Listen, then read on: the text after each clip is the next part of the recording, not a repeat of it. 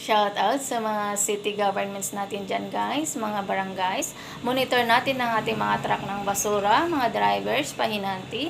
Dahil minsan akong natira sa Karatig City around here in Metro Manila, but pahirapan po ang pagtapon ng basura nila guys.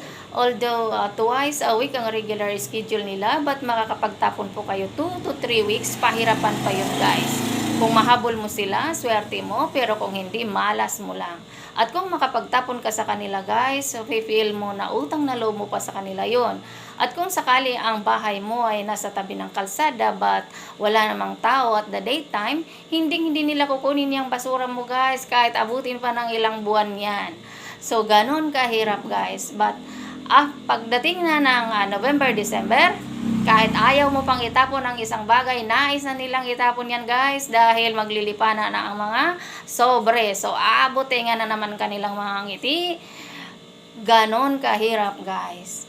So although alam ko naman na hindi naman lahat ng barangays or cities ang gumagawa ng ganitong gawain guys.